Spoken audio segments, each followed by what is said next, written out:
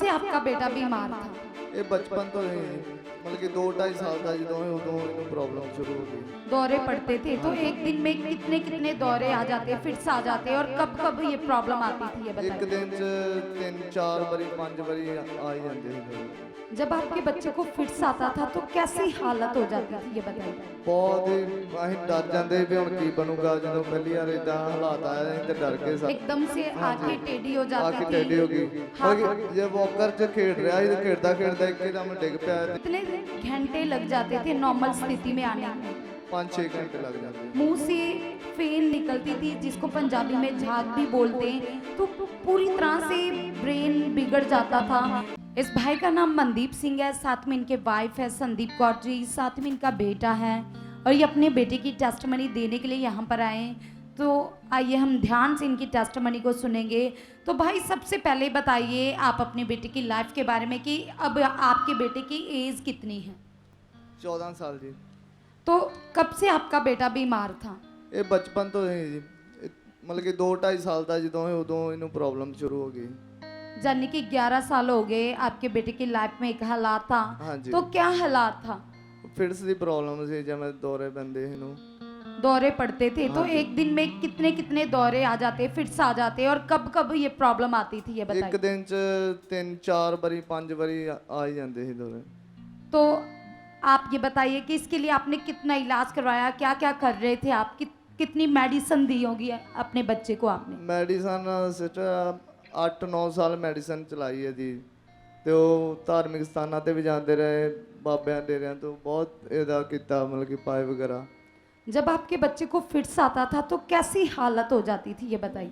ਬਹੁਤ ਹੀ ਅਸੀਂ ਡਰ ਜਾਂਦੇ ਵੀ ਹੁਣ ਕੀ ਬਣੂਗਾ ਜਦੋਂ ਪਹਿਲੀ ਵਾਰ ਇਦਾਂ ਹਾਲਾਤ ਆਏ ਅਸੀਂ ਤੇ ਡਰ ਕੇ ਸਾਰੇ ਵੀ ਇਹ ਕੀ ਬਣੂਗਾ ਹੁਣ ਬਚੂਗਾ ਕਿ ਨਹੀਂ ਬਚੂਗਾ ਸਾਨੂੰ ਪਤਾ ਹੀ ਨਹੀਂ ਇਹ ਕੀ ਹੋ ਗਿਆ ਇਹਨੂੰ।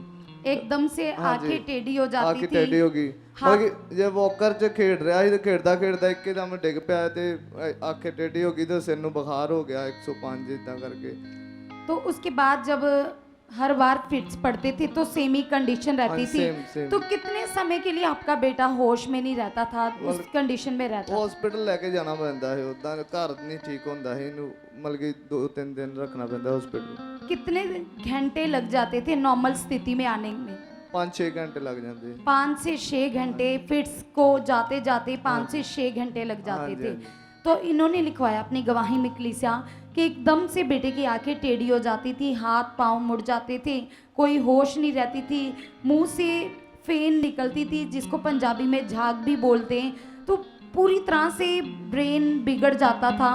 और बताते कि ऐसी हालत को देखकर भाई आप कितना दुखी थे, कितना परेशान थे, मन में क्या चलता था? ਬਹੁਤ ਜ਼ਿਆਦਾ ਦੁਖੀ ਸੀ ਕਿਉਂਕਿ ਮੇਰਾ ਫਸਟ ਪਹਿਲਾ ਬੇਟਾ ਹੋਇਆ ਜਦੋਂ ਮੈਨੂੰ ਬਹੁਤ ਪ੍ਰੋਬਲਮ ਹੋਈ ਵੀ ਇਹ ਕੀ ਹਾਲਾਤ ਬਣ ਗਿਆ ਮਤਲਬ ਕਿ ਇੰਨੇ ਚਿਰ ਬਾਅਦ ਬੇਟਾ ਮੇਰਾ ਹੋਇਆ ਸੀ 3-4 ਸਾਲ ਬਾਅਦ ਹੋਇਆ ਸੀ ਮੈਰਿਜ ਤੋਂ ਬਾਅਦ। ਤੋਂ ਬਾਅਦ ਮੈਂ ਕਿਹਾ ਵੀ ਇਹ ਕੀ ਪ੍ਰੋਬਲਮ ਹੋ ਗਈ ਆ। ਬਾਅਦ ਬੜੇ ਅਸੀਂ ਧਾਰਮਿਕ ਸਥਾਨਾਂ ਤੇ ਵੀ ਸਾਰੇ ਗਏ। डॉक्टर्स के पास तो दवाइयाँ चल ही हाँ रही जी। थी, इलाज चल रहा था। हाँ जी। उसके अलावा आप और भी स्थानों पर गए, जैसे आपने बताया हाँ जी। बाबाओं के पास, तांत्रिक हाँ के पास, आपने सब कुछ कर कर देख लिया कि इसको छुटकारा मिले, लेकिन कोई आराम नहीं मिल रहा था। नहीं सिस्टर। फिर प्रभु की गुड न्यूज़ कब आई आपके पास? ਸਾਨੂੰ 2022 ਦੇ ਵਿੱਚ ਗੁੱਡ ਨਿਊਜ਼ ਆਈ ਆ। आपको सुखपारण एमनेस्टी के बारे में पता चला? ਪਹਿਲਾਂ ਤੇ ਅਸੀਂ ਮਤਲਬ ਕਿ ਨਹੀਂ ਆਉਂਦੇ ਜਿਸ ਮਸੀਹ ਦੇ ਵਿੱਚ ਨਹੀਂ ਆਉਣਾ ਚਾਹੁੰਦੇ ਕਿਉਂਕਿ ਸਾਡੇ ਧਰਮ ਦੂਜਾ ਜਿਵੇਂ ਬਾਬਿਆਂ ਦੇ ਵਿੱਚ ਜਾਂਦੇ ਹੀ ਜ਼ਿਆਦਾ जैसे लोगों के अंदर हाँ जी, कलीसिया हाँ जी। ध्यान से सुनना, जैसे लोगों के अंदर एक सोच होती है कि ये हमारा धर्म नहीं है, तो ये यीशु मसीह को ग्रहण नहीं करना चाहते थे। तो जब इनके पास कोई हल नहीं था, सोल्यूशन नहीं था, फिर गुड न्यूज़ मिली 2022 में, तो ये पहली बार सुखपालन एमनेस्टी में आए। तो जब पहली बार भाई आप आए तो पहली ही बार में लेहन प्रार्थना हुई तो आपका बेटा प्रॉपरली हील हो गया। ਹਾਂਜੀ ਪਹਿਲੀ ਵਾਰ ਜਦੋਂ ਅਸੀਂ ਆਏ ਮੈਂ ਤੇ ਵੈਸੇ ਮੈਡੀਸਨ ਲੈ ਕੇ ਜਾਣ ਡਿਆ ਸੀ ਅੰਮ੍ਰਿਤਸਰ ਜਾਣਾ ਸੀ। ਉਸ ਤੋਂ ਬਾਅਦ ਮੈਨੂੰ ਰਿਸ਼ਤੇਦਾਰ ਨੇ ਮੈਨੂੰ ਕਾਲ ਕੀਤਾ ਕਿ ਵੀ ਨਹੀਂ ਤੂੰ ਇੱਕ ਵਾਰੀ ਚਰਚ ਲੈ ਕੇ ਜਾ, ਠੀਕ ਹੋ ਜਾਣਾ, ਮੈਡੀਸਨ ਛੁੱਟ ਜਾਣੀ ਆ। ਫਿਰ ਮੈਂ ਪੂਰਾ ਧਿਆਨ ਮਤਲਬ ਕਿ ਵਿਸ਼ਵਾਸ ਦੇ ਨਾਲ ਆ ਗਿਆ ਵੀ ਇੰਨਾ ਚਿਰ 8-9 ਸਾਲ ਮੈਡੀਸਨ ਇਹਦੀ ਖਵਾਈ ਆ ਤੇ ਹੁਣ ਇੱਕ ਵਾਰੀ ਚਲੋ ਇੱਥੇ ਵੀ ਜਾ ਕੇ ਦੇਖ ਲੈਂਦੇ ਜੇ ਇੰਨਾ ਕਹਿ ਰਹੇ ਮੈਨੂੰ ਮਤਲਬ ਕਿ ਬਹੁਤ ਜ਼ਿਆਦਾ ਉਹਨਾਂ ਮੈਨੂੰ ਬੜੀ ਵਾਰ ਕਿਹਾ ਤੇ ਫਿਰ ਮੈਂ ਲੈ ਕੇ ਆ ਗਿਆ। ਔਰ ਮੈਂ ਵਿਸ਼ਵਾਸ ਕੀਤਾ ਵੀ ਇੱਥੇ ਸ਼ਾਇਦ ਸਹੀ ਹੋ ਜੂ। ਜਦੋਂ ਮੈਂ ਦੇਖਿਆ ਇੱਥੇ ਬਹੁਤ ਸਾਰੀ ਕਲੀਸਿਆ ਆਉਂਦੀ ਆ, ਬਹੁਤ ਸਾਰੀ ਦੁਨੀਆ ਆ ਰਹੀ ਆ ਬਿਮਾਰਾਂ ਨੂੰ ਲੈ ਕੇ ਆ ਰਹੀ ਕੰਮ ਦੇਖੇ ਇੱਥੇ ਮੈਂ ਵੱਡੇ ਵੱਡੇ ਜਦੋਂ ਤੇ ਮੈਨੂੰ ਵਿਸ਼ਵਾਸ ਹੋ ਗਿਆ ਵੀ ਇਹ ਵੀ ਠੀਕ ਹੋ ਜਾਊਗਾ। ਉਸ ਤੋਂ ਬਾਅਦ ਜਦੋਂ 2022 ਦੇ ਵਿੱਚ ਪਾਪਾ ਜੀ ਤੋਂ ਲੈਂਡ ਦੀ ਹੋਈ ਉਸ ਤੋਂ ਬਾਅਦ ਮੈਂ ਵਿਸ਼ਵਾਸ ਕੀਤਾ। ਮੈਂ ਜਾਂਦਿਆਂ ਦਵਾਈ ਦਿੱਤੀ ਨਹੀਂ, ਮੈਂ ਘਰ 'ਚ ਸਿੱਧਾ ਘਰ ਚਲ ਗਿਆ, ਦਵਾਈ ਲੈਣ नहीं मैं गया।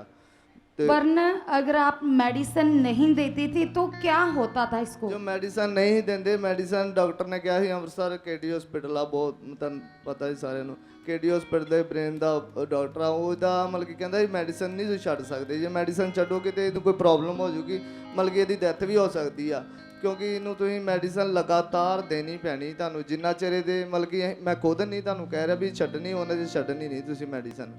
तो आपने बताया कि जैसे रोटी मिस हो सकती लेकिन दवाई मिस नहीं होती रोटी मिस हो सकती, दवाई नहीं, क्योंकि सिरिंज ਦੇ ਨਾਲ ਇੱਕ ਸਿਰਿੰਜ ਦਿੰਦੇ ਸੀ, ਉਹਦੇ ਨਾਲ ਮਿਲ ਕੇ 3 ਟਾਈਮ ਦੇਣੀ ਆ, ਫਿਰ 4-5 ਗੋਲੀਆਂ ਹੁੰਦੀਆਂ ਸੀ, ਸਵੇਰ ਦੇਣੀਆਂ, ਸ਼ਾਮ ਨੂੰ ਦੇਣੀਆਂ, ਰਾਤ ਨੂੰ ਰੈਸਟ ਲਈ ਦੇਣੀ, ਇਦਾਂ ਕਰਕੇ ਬਹੁਤ ਪਰੇਸ਼ਾਨੀ ਸਾਨੂੰ ਮਤਲਬ ਕਿ। तो क्लिस आप सुन रहे हो बच्चे के जीवन के बारे में कि पेरेंट्स कितने दुखी थे, कितना महंगा ट्रीटमेंट चल रहा था, बताते कि रोटी मिस हो सकती है लेकिन दवाई मिस हो गई, तो फिर से उसी हिसाब से बैक से ट्रीटमेंट शुरू करना पड़ेगा, डॉक्टर ने ऐसा बोला था। तो भाई आप बताइए, जब 2022 में आपके बेटे के ऊपर लेहन प्रार्थना हुई तो उसके बाद सामर्थ्य ने कैसे काम किया और क्या रिजल्ट आया ये बताइए। ਉਸ ਤੋਂ ਬਾਅਦ ਜਦੋਂ ਪਾਪਾ ਜੀ ਤੋਂ ਲੈਂਡ ਹੋਈ ਇਹਦੀ, ਉਸ ਤੋਂ ਬਾਅਦ ਮੈਂ ਵਿਸ਼ਵਾਸ ਕੀਤਾ ਵੀ ਠੀਕ ਆ, ਮਤਲਬ ਕਿ ਮੈਂ ਸਿੱਧਾ ਘਰ ਚਲਾ ਗਿਆ, ਰਾਤ ਵੀ ਕੁਝ ਨਹੀਂ ਹੋਇਆ, ਦਵਾਈ ਨਹੀਂ ਦਿੱਤੀ ਇਹਨੂੰ ਬਿਲਕੁਲ ਵੀ, ਦਵਾਈ ਜਿਹੜੀ ਸੜਤੀ ਮੈਂ ਬਿਲਕੁਲ ਸਾਈਡ ਤੇ ਰੱਖਤੀ। ਉਸ ਤੋਂ ਬਾਅਦ ਅਗਲੇ ਦਿਨ ਵੀ ਕੁਝ ਨਹੀਂ ਹੋਇਆ। ਮੈਂ ਕਿਹਾ ਵੀ ਹੁਣ ਪਰਮੇਸ਼ਰ ਨੇ, ਮੈਂ ਪੂਰਾ ਵਿਸ਼ਵਾਸ ਕਰ ਲਿਆ ਪਰਮੇਸ਼ਰ ਨੇ ਇਹਨੂੰ ਚੰਗਾ ਕਰ ਦਿੱਤਾ ਵਾ, ਹੁਣ ਮੈਂ ਮਸੀਹ ਨੂੰ ਨਹੀਂ ਛੱਡ ਸਕਦਾ, ਹੁਣ ਮੈਂ ਬਿਲਕੁਲ ਜਾਊਂਗਾ, ਆਪਣਾ ਪੂਰਾ ਮਨ ਦਊਂਗਾ ਮਸੀਹ ਨੂੰ। तो कितने साल आपका लड़का ठीक रहा? मैं सब जन सबसे पहले तालियां बजाएंगे कि फर्स्ट लेहन के द्वारा ही प्रभु ने वो इतने सालों की जो बीमारी थी, फिट से ब्रेन की प्रॉब्लम थी, सारी दवाइयां छूट गई, हालात नॉर्मल हो गए। लेकिन बताते कि जैसे ही इन्होंने अपना मन नॉर्मल किया, ध्यान से सुनेंगे क्लीसिया इस पॉइंट को, हालात तो चला गया, सब कुछ अच्छा चल रहा था, लेकिन जो परमेश्वर का कानून है कि आपने 6 दिन काम करना है, 7वां दिन हजूरी में आना है, तो बताते कि ये पति पत्नी नॉर्मल मन से प्रभु के साथ चलना शुरू हो गए। इन्होंने कभी मिस कर दिया, कभी आ गए, कभी मन में आया तो प्रार्थना कर ली, मन में आया तो नहीं की, इनका रिश्ता पूरी तरह से प्रभु से आगे पीछे हो गया और पति पत्नी के झगड़े बढ़ गए। और बताते कि जो एक आत्मिक इंसान की लाइफ होती है, स्पिरिचुअल लाइफ होती है, वो लाइफ वो जीवन इनके पास नहीं रहा, स्वभाव भी चिड़चिड़ा था, शारीरिक जीवन जीना शुरू कर दिया। और उसके बाद फिर से क्या हालात आए, क्या हुआ ये बताइए। ਉਸ ਤੋਂ ਬਾਅਦ ਜਿਵੇਂ ਆਹ ਸਾਲ 2026 ਦਾ ਮਤਲਬ ਕਿ ਸਾਡਾ ਲੜਾਈ 'ਚ ਹੀ ਨਿਕਲਿਆ, ਮਤਲਬ ਕਿ ਲੜਾਈ ਝਗੜਾ ਇੱਦਾਂ, ਪ੍ਰਾਰਥਨਾ ਵੀ ਨਾਰਮਲ ਹੋ ਗਈ ਸਾਡੇ ਦੋਵਾਂ ਦੇ ਵਿੱਚ, ਪਤੀ ਪਤਨੀ ਦੇ ਵਿੱਚ ਲੜਾਈ, ਇਹਨੇ ਵੀ ਪ੍ਰਾਰਥਨਾ ਨਹੀਂ ਕਰਨੀ, ਮੈਂ ਵੀ ਨਹੀਂ ਕਰਨੀ, ਬੱਚੇ ਨੇ ਵੀ ਨਹੀਂ ਕਰਨੀ, ਇੱਦਾਂ ਕਰਕੇ ਥੋੜਾ ਨਾਰਮਲ ਹੋ ਗਿਆ ਅਸੀਂ ਪਰਮੇਸ਼ਰ ਤੋਂ, ਕਿਉਂਕਿ ਚੰਗਿਆਈ ਸਾਨੂੰ ਮਿਲ ਗਈ, ਅਸੀਂ ਕਿਹਾ ਵੀ ਨਾਰਮਲ ਹੋ ਗਿਆ ਸਾਡਾ ਮਨ। ਉਸ ਤੋਂ ਬਾਅਦ ਹਾਲਾਤ ਫਿਰ ਇੱਥੇ ਮਤਲਬ ਕਿ ਜਦੋਂ ਆਇਆ, ਫਿਰ ਮੈਨੂੰ कब आया था हालात आपके बेटे के ऊपर दोबारा? ਇਸੇ ਸਾਲ ਦੇ ਵਿੱਚ 2026 ਕੁਝ ਦਿਨ ਪਹਿਲਾਂ ਹੀ ਦੀ, यानी कि जो लास्ट मंथ गया जून महीने, ਜਦੋਂ ਪਾਪਾ ਜੀ ਨੇ ਕਿਹਾ ਵੀ ਸਾਡੇ ਨਾਲ ਮੀਟਿੰਗ ਕਰੋ, जून महीने में इनके बेटे की लाइफ में हालात फिर से आ गया क्लीसिया। कारण क्या था? इनका शारीरिक जीवन, इनका शारीरिक स्वभाव, जैसे ही प्रभु से मन नॉर्मल किया चंगाई लेने के बाद, तो शैतान ने फिर से अटैक किया, फिर से फिट्स आने लगे। हाँ जी, फिर ਫਿਟਸ ਬਹੁਤ ਜ਼ਿਆਦਾ ਜ਼ਬਰਦਸਤ ਆਇਆ, ਮਤਲਬ ਕਿ ਜਿਵੇਂ 8 ਵਜੇ ਤੋਂ ਲੈ ਕੇ ਸਵੇਰ 5 ਵਜੇ ਤੱਕ ਆਉਂਦਾ ਰਿਹਾ। ਫਿਰ ਮੈਂ ਮਿਨਿਸਟਰੀ ਫੋਨ ਕੀਤਾ, ਕਾਲ ਕੀਤੀ, ਔਰ ਮੈਂ ਪਛਤਾਪ ਕੀਤਾ, ਇੱਥੇ ਆ ਕੇ ਮੈਂ ਸਵੇਰ 8 ਵਜੇ ਇੱਥੇ आ गया 9 बजे। तो आइए हम उस वीडियो को देखेंगे जब इनके बेटे को फिर से हालात आया था, फिर से लगातार आप देख रहे हो बेटे की कंडीशन। कितने घंटे भाई आपका बेटा बेहोश रहा होगा? ਜਿਵੇਂ 9 ਵਜੇ ਰਾਤ ਤੋਂ ਲੈ ਕੇ ਸਵੇਰ 5 ਵਜੇ ਤੱਕ। तो आप सुन रहे हो इनके जीवन के बारे में, कितने घंटे एक ही कंडीशन में रहा, तो आप कितना दुखी थे? बहुत ज़्यादा, सारी रात सुते नहीं है, और पत्नी मेरी रो रही और मेरी सारी फैमिली कर देता। आपको क्या लग रहा था उस समय? मैं क्या भी ਹੁਣ मतलब कि परमेश्वर ਤੋਂ दूर ਹੋਇਆ, ਮੈਨੂੰ आपको ये लग रहा था कि ये नहीं बचे? ਬੱਚੇ ਨਾਲ ਬਚਣ ਵਾਲੇ ਚਾਂਸ ਨਹੀਂ, ਹੁਣ ਇਹਨੇ ਮਤਲਬ ਕਿ ਬਚਣਾ ਨਹੀਂ ਆ, ਜਿੱਦਾਂ ਮਤਲਬ ਕਿ ਪ੍ਰੋਬਲਮ ਹੋ ਗਈ ਆ। ਤੇ तो कलीसिया ये बताते कि अपने बेटे को लेकर यहाँ पर आए और इन दिनों खुदा के दास ने स्पेशली अनाउंसमेंट किया हॉली स्पिरिट के द्वारा कि वो हर एक परिवार को मिल रहे हैं। तो इन्होंने अपनी अपॉइंटमेंट बनाई और ये अपोस्टल जी से मिले, और जैसे ही अपोस्टल जी से मिले और बच्चे के ऊपर ले प्रार्थना होती है, उसके बाद हालात क्या हो जाते हैं ये बताइए। ਜਦੋਂ ਇੱਥੇ ਆਇਆ ਉਦੋਂ ਬਿਲਕੁਲ ਮਤਲਬ ਕਿ ਬੇਹੋਸ਼ ਹੀ ਸੀ ਇਹਨੂੰ, ਮਤਲਬ ਕਿ ਕੋਈ ਪਤਾ ਨਹੀਂ ਮੈਂ ਕਿੱਥੇ ਆਇਆ ਵਾਂ, ਮਤਲਬ ਚੁੱਕ ਕੇ ਮੈਨੂੰ ਇੱਥੇ ਪਾਇਆ। ਉਸ ਤੋਂ ਬਾਅਦ ਜੋ ਪਾਪਾ ਜੀ ਨਾਲ ਅੰਦਰ ਮੀਟਿੰਗ ਹੋਈ ਆ, ਮੀਟਿੰਗ ਹੁੰਦੇ ਹੁੰਦੇ ਇਹ ਹੀਲ ਹੋ ਗਿਆ। ਉਸ ਤੋਂ ਬਾਅਦ ਜੋ ਪਾਪਾ ਜੀ ਨੇ ਇਹਦੇ ਪ੍ਰਾਰਥਨਾ ਕੀਤੀ, ਸਾਨੂੰ ਪੁੱਛਿਆ ਵੀ ਤੁਹਾਡਾ ਮਤਲਬ ਕਿ ਕਿਉਂ ਕਿਹੜੇ ਕਾਰਨ ਤੁਹਾਡੇ ਤੇ ਹਾਲਾਤ ਆਏ ਆ। जैसे ही आपने मन फिराया, अपोस्टल जी ने प्रार्थना की, तो उसके बाद से आपका बच्चा पूरी तरह से नॉर्मल है। पश्चाताप किया, फिर उस तो बाद प्रार्थना होते ही आपका बच्चा पूरी तरह से नॉर्मल है। आप प्रार्थना कर रहे हो, आपने मन फिराया, फिर से दया ने काम किया और कलीसिया आज आपके सामने बच्चा कोई मेडिसिन नहीं ले रहा, पूरी तरह से हील है, डिलीवर हो चुका है। तो इस डिलीवरेंस की बड़ी टेस्टिमनी के लिए, छुटकारे की बड़ी गवाही के लिए कि कैसे परमेश्वर की दया बड़े रूप से काम करती है, कैसे लोग डिलीवर होते हैं, दवाइयां छूट जाती है, जीवन बदल रहे।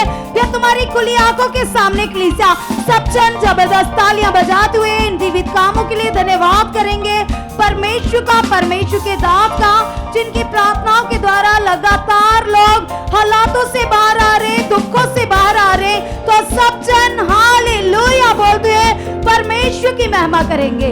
हालेलुया।